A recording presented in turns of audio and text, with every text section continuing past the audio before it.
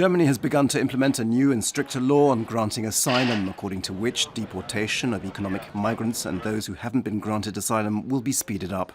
An estimated 200,000 people fit into this category, and they'll be returned to the states from which they came. Under the new law, asylum seekers from Albania, Kosovo, Montenegro, Serbia and Bosnia-Herzegovina will be rejected. Around 50,000 migrants have entered Slovenia since last Saturday. The migrant influx from Croatia is constant, and the biggest problem is that the Slovenian refugee reception camps don't have enough space to accommodate everyone, so many people and families are spending the nights outside in the cold. In the Slovenian reception centre in Brežice, there was another night of disturbances. Fires were lit and people were protesting about how long it was taking for transport to be provided. Slovenian police transported people first towards Šentilj, and then at 2 a.m. buses took them to the Dobova train station, where they were put on board trains heading for Austria. Meanwhile, yesterday over 7,000 migrants entered Croatia, which brings the total number since mid-September to 230,000. The pressure on Croatia's eastern border with Serbia continues. However, yesterday Croatia's and Serbia's interior ministers agreed to organize rail transport for migrants directly from Šid in Vojvodina to the winter reception camp in Slavonski Brod. This agreement will come into effect as soon as the Slavonski Brod camp is completed, which should be next week.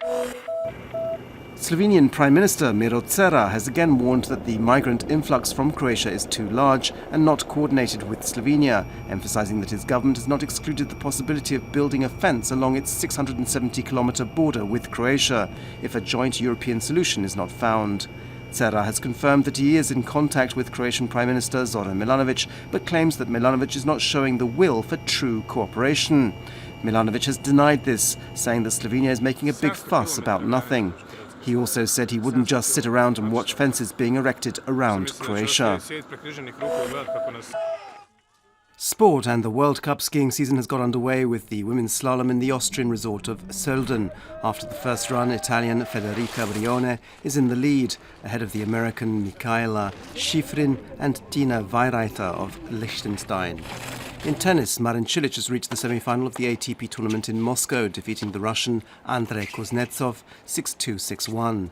Cilic is the title holder, and to reach the final he now has to beat another Russian, Evgeny Donskoy.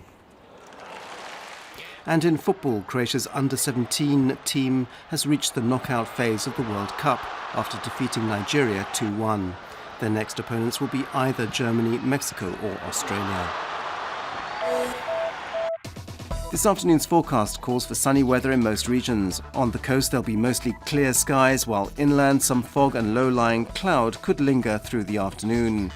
Winds inland will generally be weak. On the coast, a northeasterly Bura wind, strong during the night and early morning and very strong in the south of the country, will gradually weaken and turn to a northwesterly wind along most of the coast during the afternoon. Highest daily temperatures will be between 12 and 16 degrees Celsius inland, between 18 and 22 degrees on the coast. Over the next few days there will often be fog and low-lying cloud, which could linger in places. However, there will also be sunny periods and temperatures will be around 15 degrees Celsius, a little higher on Monday. On the coast it'll be sunny, especially in the south. Winds will generally be light and temperatures should also climb a little.